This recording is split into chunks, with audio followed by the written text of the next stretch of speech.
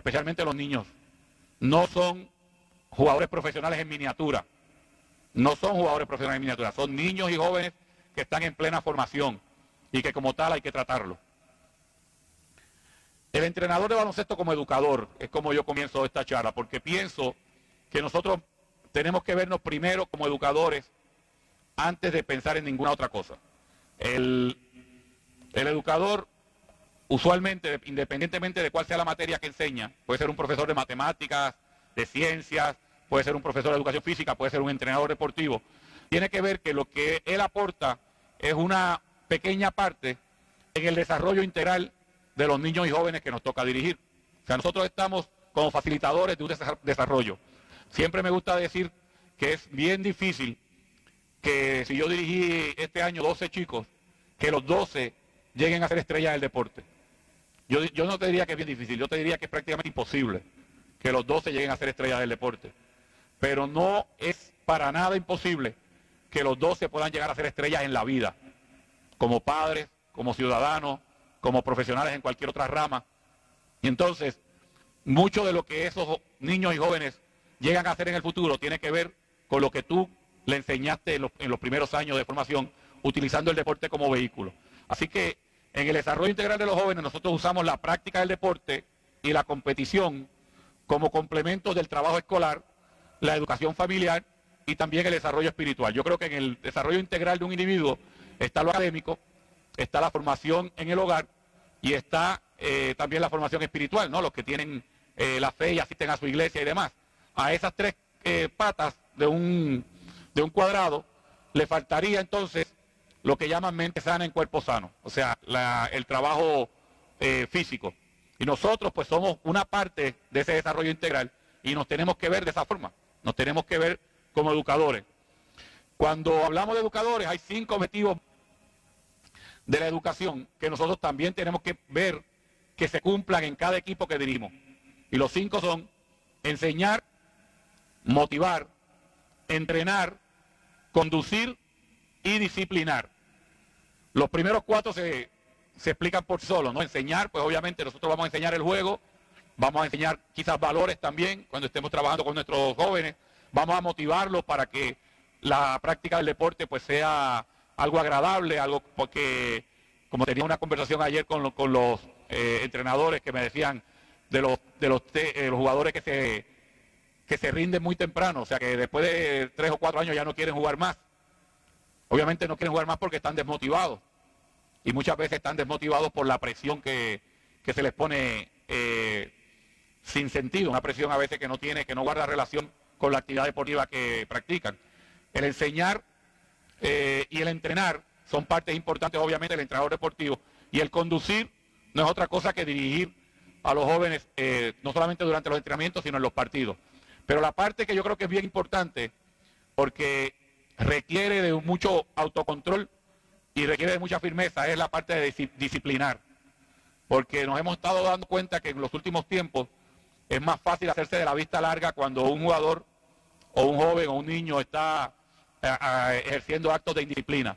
Es mucho más fácil hacerse de la vista larga porque quizás es la estrella de mi equipo o quizás porque no quiero tener problemas con los padres o quizás porque si soy, por ejemplo, entrenador en una escuela o en un colegio, cuando tenga que disciplinar a este joven tengo que hacerle un informe que va a la rectoría. Entonces, hacerse de la vista larga es a veces hasta la línea de menor resistencia. Y yo creo que el entrenador que no disciplina le está haciendo un servicio muy flaco a los jugadores que tiene bajo su tutela.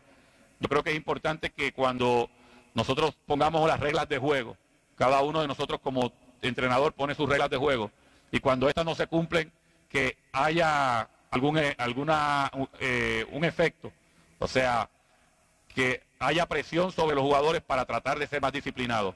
Y la única forma de que eso se consigue es cuando nosotros hacemos acatar la disciplina y cuando tenemos que impartir los castigos correspondientes si no hay disciplina. Para un entrenador es un poquito difícil, por ejemplo, se ha puesto en las reglas de juego, si usted me falta 2 entrenamientos consecutivos, no juega en el próximo partido. Pero ¿qué pasa? Que la estrella del equipo, usted está preparando el torneo más importante del año y la estrella del equipo le faltan los 2 entrenamientos últimos antes de ir a ese torneo importante. Para ese entrenador sería muy fácil hacerse de la vista larga porque no quiere jugar esos partidos sin su estrella. Pero la responsabilidad de ese jugador es hacer valer las reglas que él mismo implementó antes del torneo. Y ese entrenador tiene que velar porque el jugador no juegue en ese primer partido, o los partidos que haya de suspensión por eso. También es importante la comunicación continua con los padres. Cuando nosotros comenzamos a trabajar con categorías formativas, nosotros no solamente trabajamos con el atleta, sino que trabajamos con el núcleo familiar. Obviamente un atleta a nivel profesional, el entrenador solamente tiene que lidiar con él, con el atleta como tal, y ver que sea parte de un grupo y que siga las indicaciones y que trabaje fuerte. Pero cuando viene a trabajar con niños y jóvenes, hay un añadido, ¿no? Hay algo adicional, y es que estos niños y jóvenes usualmente vienen a los entrenamientos y a los partidos con sus padres. Y específicamente en el trabajo con los padres, es importante hacerles saber tu filosofía como educador. Porque la mayoría de los problemas que ocurren en muchas de las canchas en categorías formativas ocurren por culpa no de los niños, sino de los padres.